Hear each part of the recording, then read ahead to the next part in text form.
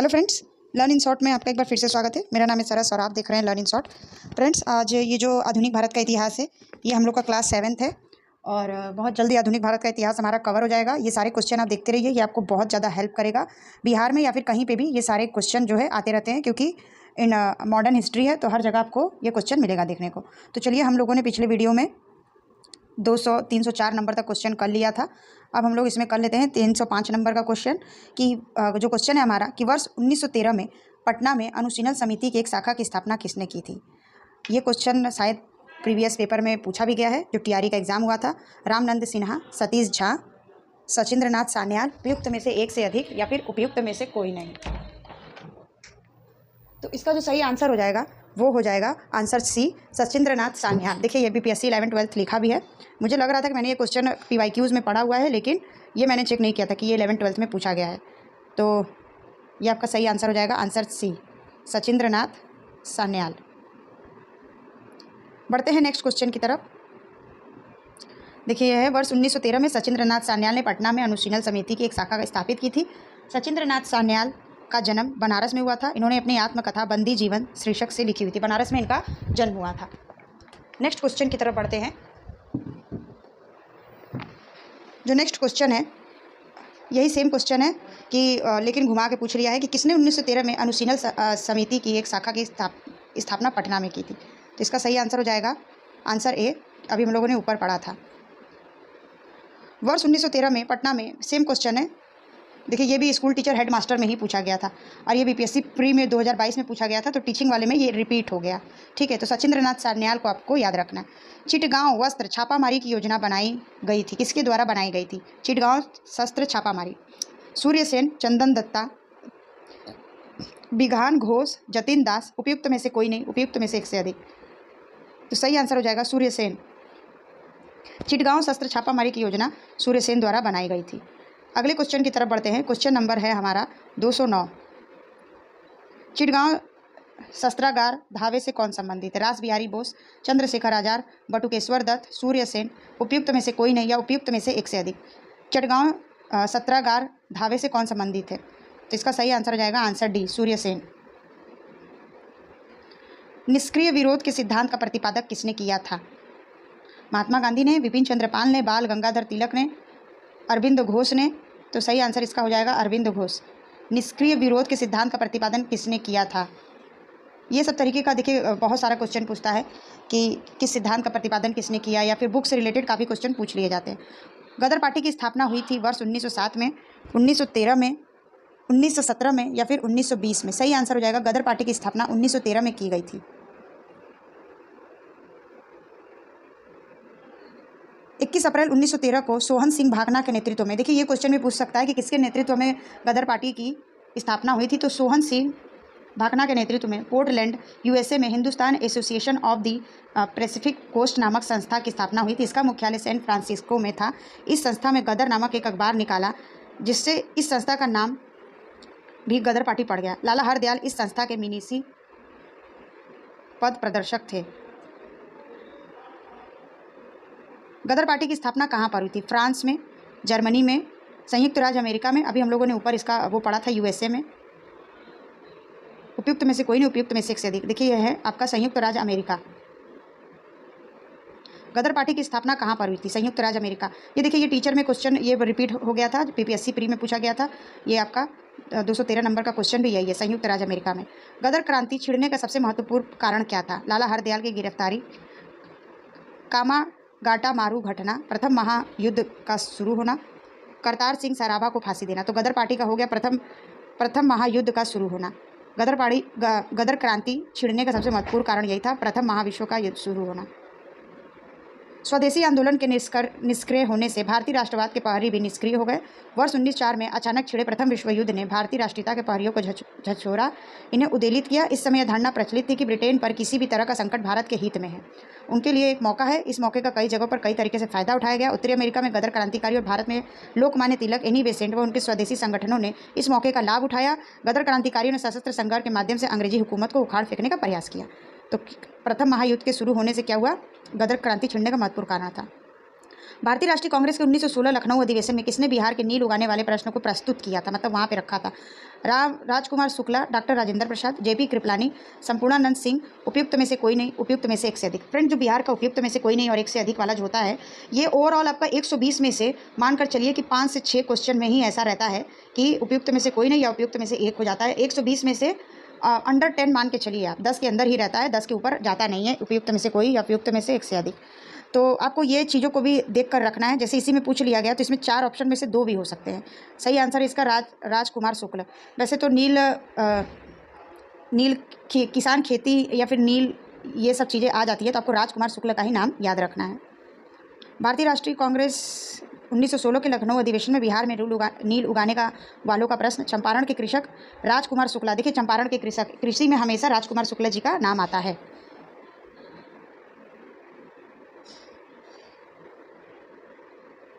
और आपको ये भी पता है कि राजकुमार शुक्ल ने ही गांधी जी को निमंत्रण देकर बुलाया था। ये क्वेश्चन भी बनता है कि गांधी जी को निमंत्रण देकर कौन बुलाए थे, तो वो थे राजकुमार शुक्ल।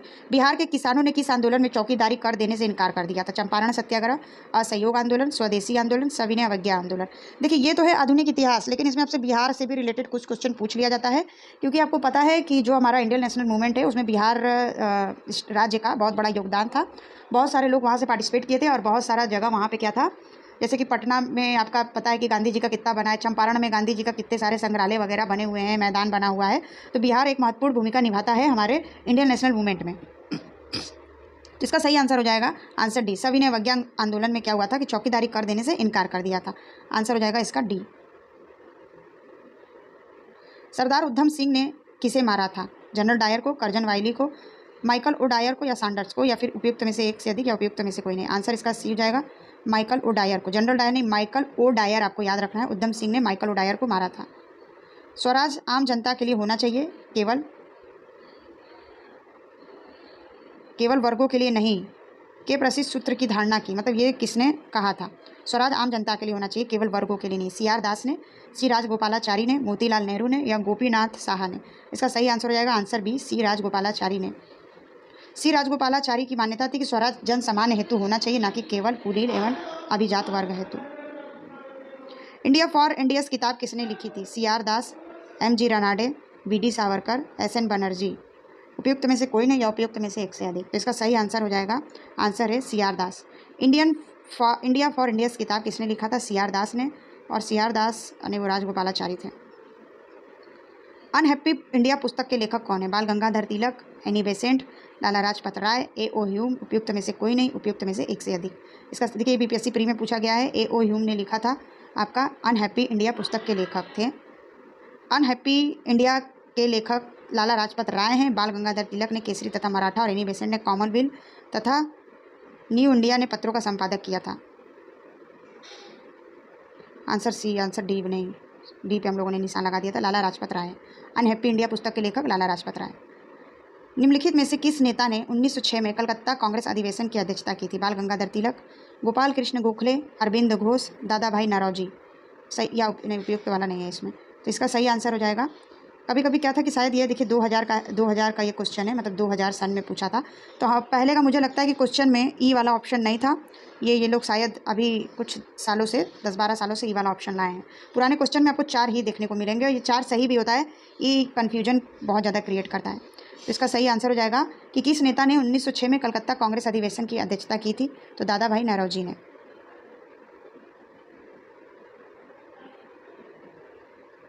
सुरक्षा वॉल्व सिद्धांत के आधार पर भारतीय राष्ट्रीय कांग्रेस की स्थापना ब्रिटिश सरकार को खतरों से बचाने के लिए भी उपयुक्त विचार किस नेता के थे? सुरक्षा वॉल्व सिद्धांत के आधार पर भारतीय राष्ट्रीय कांग्रेस की स्थापना ब्रिटिश सरकार को खतरों से बचाने के लिए ये किसका विचार था? बिपिन चंद्र पाल, सी राजगोपालाचारी, लाला लाजपत राय, या इनमें से कोई नहीं। 2023 में भी 4 ऑप्शन दिया है। सही आंसर हो जाएगा इसका लाला लाजपत राय। एक बार आप फिर से देख लीजिए कि सुरक्षा वॉल्व सिद्धांत के आधार पर ऐसा आपका क्वेश्चन अगर आ जाए, ब्रिटिश सरकार को खतरे से बचाने के लिए लाला लाजपत राय पे आपको क्लिक कर देना है।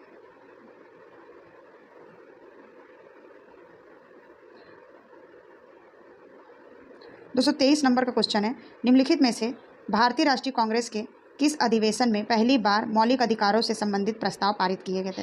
कराची अधिवेशन 1931, सूरत अधिवेशन 1907, गया अधिवेशन 1922, उपयुक्त में से कोई नहीं, यही है, डी तक है, 5 नहीं है। क्वेश्चन है कि भारतीय राष्ट्रीय कांग्रेस के किस अधिवेशन में पहली बार मौलिक अधिकारों से संबंधित, पहली बार, तो ये कौन सा अधिवेशन था? यह था आपका कराची अधिवेशन, जिसमें क्या हुआ था कि पहली बार मौलिक अधिकारों से संबंधित प्रस्ताव पारित किए गए थे। कराची अधिवेशन 1931। निम्नलिखित में से किसने ऑल इंडिया मुस्लिम लीग की स्थापना किसने की थी? सर सैयद अहमद खां, सर मोहम्मद इकबाल, आगा खां, नवाब सलीमुल्लाह खां। तो सही आंसर हो जाएगा आपका नवाब सलीमुल्लाह खां ने क्या किया था? ऑल इंडिया मुस्लिम लीग की स्थापना किसने की थी? नवाब सलीमुल्लाह खां। 1996 में ये क्वेश्चन पूछा गया था जब बीपीएससी प्री हुआ था। तो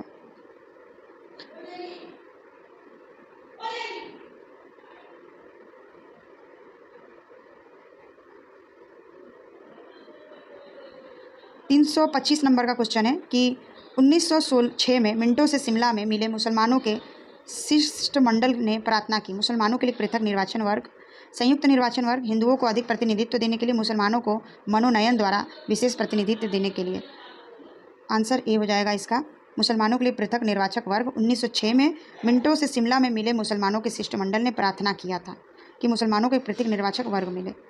निम्नलिखित में से किस अधिनियम ने भारत में पृथक निर्वाचक मंडल का आरंभ किया था? रेगुलेटिंग एक्ट 1773, चार्टर अधिनियम 1833, पीट इंडिया अधिनियम 1784, भारतीय परिषद अधिनियम 1909। किस अधिनियम ने क्या किया था कि भारत में पृथक निर्वाचन मंडल का शुरुआत किया था? सही आंसर हो जाएगा भारत परिषद अधिनियम 1909 जो है आपका, ये क्या किया था? पृथक निर्वाचन मंडल का आरंभ किया था। किस निम्नलिखित में से किसका योगदान होम रूल लीग की स्थापना में नहीं था? Bal Gangadhar Tilak, Annie Besant, M Subramaniam Iyer, TS. Olcott. Home rule league की स्थापना में नहीं था, इनका योगदान नहीं था। Bal Gangadhar Tilak, Annie Besant, M Subramaniam Iyer, TS. Olcott इसका सही आंसर हो जाएगा। इसको हम लोग पढ़ भी लेते हैं, छोटा है। T.S.. Olcott home rule league से नहीं बल्कि थियोसोफिकल सोसाइटी से संबंधित थे। तिलक ने अप्रैल 1906 को, एनी बेसेंट ने सितंबर 1906 में होम रूल लीग आरंभ किया। एम सुब्रमण्यम अय्यर भी, एनी बेसेंट भी होम रूल लीग आंदोलन की स्थापना से संबंधित थे। 1905-15 में होम रूल लीग किसने आरंभ किया था? ये देखिए, ये क्या था? होम रूल लीग से स्थापना में नहीं कौन था? टी.एस. ऑलकॉट नहीं थे। अब ये क्वेश्चन है कि होम रूल लीग किसने आरंभ किया था? Gopal Krishna Gokhale, Annie Besant, GS. Khaparde. उपयुक्त में से एक से अधिक या कोई नहीं। देखिए, हेड टीचर में 2023 में पूछा गया है। सही आंसर हो जाएगा इसका आंसर बी, एनी बेसेंट। देख लेते हैं अगर इसका ये थोड़ा छोटा है तो। 1915 में होम रूल लीग प्रारंभ करने का विचार सर्वप्रथम एनी बेसेंट द्वारा प्रतिपादित किया गया था। अप्रैल 1916 में बाल गंगाधर तिलक एवं सितंबर 1916 में एनी बेसेंट द्वारा स्थापना किया गया था। किस अधिवेशन में होम रूल लीग समर्थक अपनी राजनीतिक शक्ति का सफलतापूर्वक प्रदर्शन कर रहे थे? कांग्रेस का 1916 का लखनऊ अधिवेशन, 1920 का बम्बई में होने वाला ऑल इंडिया ट्रेड यूनियन अधिवेशन, 1918 में होने वाला प्रथम यूएपी किसान सभा, 1938 में नागपुर का संयुक्त AITUC और ANTU सभा। ए इसका सही आंसर है। एक बार हम लोग क्वेश्चन फिर से पढ़ लेते हैं। किस अधिवेशन में होम रूल समर्थक अपनी राजनीतिक शक्ति का सफलतापूर्वक, जो होम रूल का समर्थन कर रहे थे, उन्होंने अपनी राजनीतिक शक्ति का जो था सफलतापूर्वक प्रदर्शन किया था? वो था आपका कांग्रेस का 1916 का लखनऊ अधिवेशन। शिक्षा में सुधार हेतु ब्रिटिश सरकार ने सैडलर विश्वविद्यालय आयोग कब नियुक्त किया था? 1919 में, 1917 में, 1921 में, 1996 में। इसका सही आंसर हो जाएगा 1917 में। कलकत्ता विश्वविद्यालय के संभावनाओं के अध्ययन तथा रिपोर्ट के लिए आयोग नियुक्त किया था। होम रूल आंदोलन भारत के स्वतंत्रता संग्राम के एक नए चरण के आरंभ का घोतक था, क्योंकि इसने देश के सामने स्वशासन की एक ठोस योजना रखी। आंदोलन का नेतृत्व गांधी जी के हाथ में आ गया।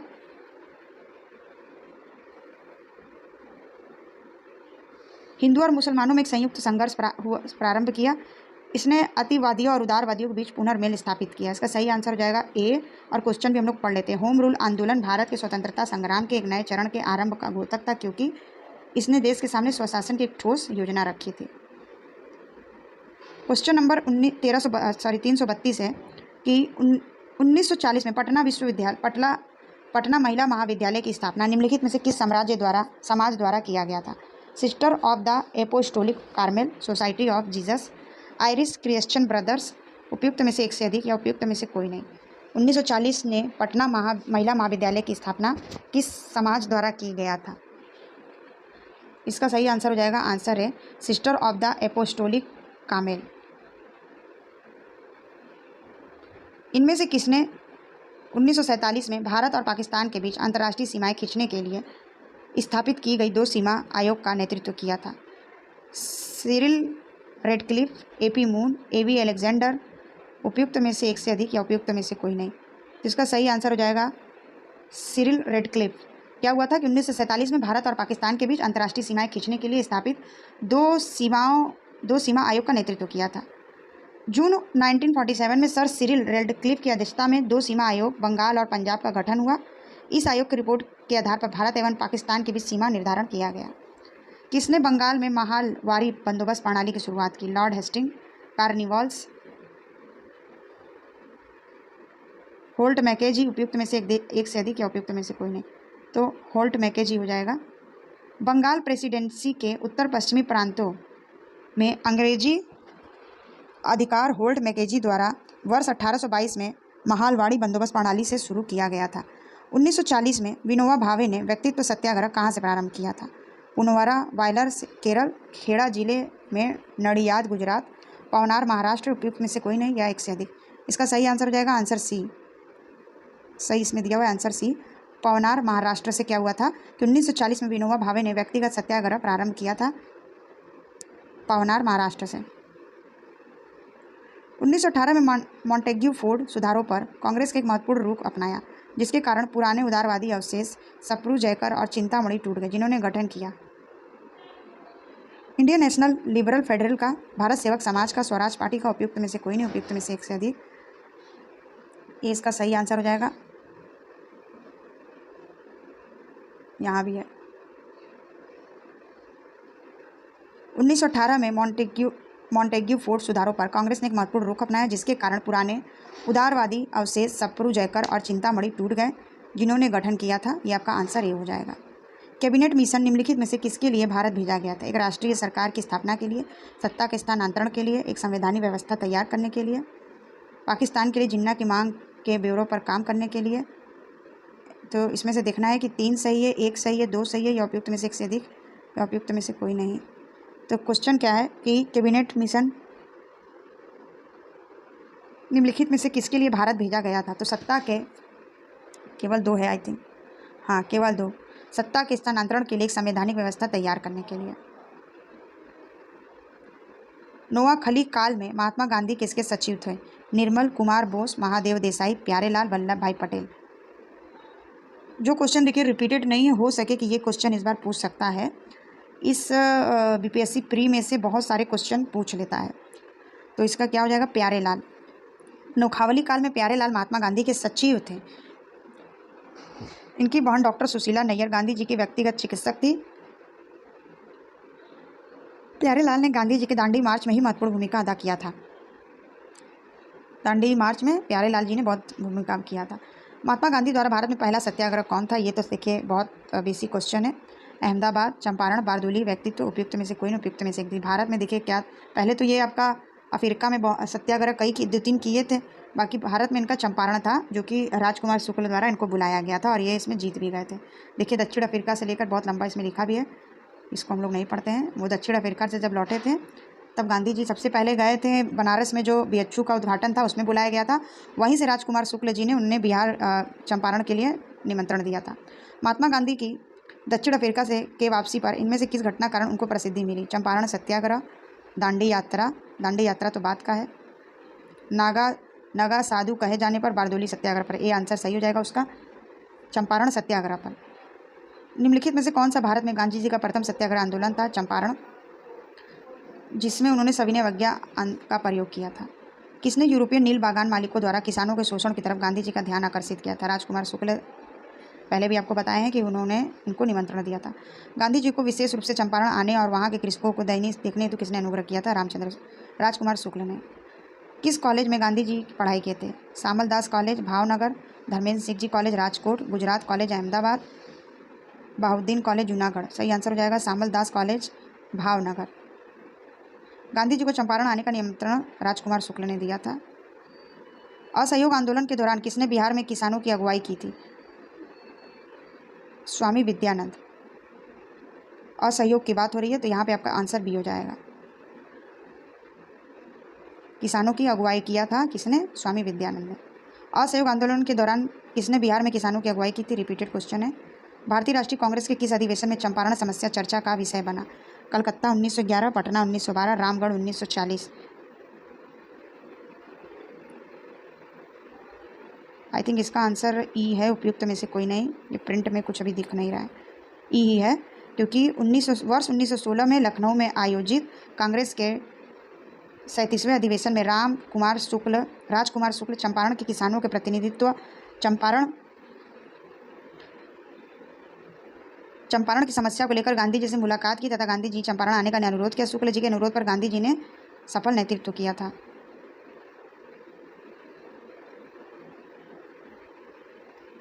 ये कुछ इसका व्याख्या कुछ मुझे गलत लग रहा है, तो इसको हम लोग थोड़ा स्किप करते हैं। बाकी यहाँ पे आपका क्वेश्चन क्या था कि भारतीय राष्ट्रीय कांग्रेस के किस अधिवेशन में चंपारण समस्या चर्चा का विषय बना था? तो 1916 में लखनऊ। गांधी जी को चंपारण आने का निमंत्रण शुक्ल जी ने दिया था। चंपारण के इंडिगो के किसानों की दशा की ओर गांधी जी का ध्यान किसने आकर्षित किया था? राजकुमार शुक्ल। देखिए, एक ही क्वेश्चन कितने बार इधर उधर घुमा के पूछा गया है। चंपारण आने के लिए किसने गांधी जी को राजी किया था? राजकुमार शुक्ल ने। राजकुमार शुक्ल ने किस नेता को बिहार आने और उनका नेतृत्व किया था? राजकुमार शुक्ल ने किस नेता को बिहार आने और उनके आंदोलन को नेतृत्व प्रदान करने के लिए राजी किया था? जवाहरलाल नेहरू, जेपी कृपलानी, राजेंद्र प्रसाद। ये हो जाएगा उपयुक्त में से कोई नहीं, क्योंकि आपको पता ही कि गांधी जी को किया था। गांधी जी द्वारा भारत में पहली बार सत्याग्रह आंदोलन बिहार में कहाँ शुरू किया गया था? तो चंपारण में। तो फ्रेंड्स, आज भी हम लोगों ने अपना करीब 50 के ऊपर क्वेश्चन हम लोगों ने कर लिया है। ये हम लोग का क्विक रिवीजन होता है, क्योंकि 1-2 घंटे का वीडियो बनाना भी मुझे सही नहीं लगता, इसलिए 50-50 क्वेश्चन का बना देते हैं और इसको फटाफट हम लोग रिवीजन कर लेते हैं। और इसको आप पढ़ेंगे थोड़ा तो आपको बहुत ज़्यादा हेल्प भी करेगा, और चाहे आप इसको 2x में भी देख सकते हैं फ्रेंड्स। तो फ्रेंड्स, इस वीडियो में इतना ही था। मिलते हैं हम लोग पार्ट 8 को लेकर। और आधुनिक भारत के इतिहास में काफ़ी ज़्यादा क्वेश्चन है, तो हम लोग इसको जल्दी खत्म करके फिर हम लोग अपना भूगोल या फिर दूसरा चैप्टर स्टार्ट करेंगे।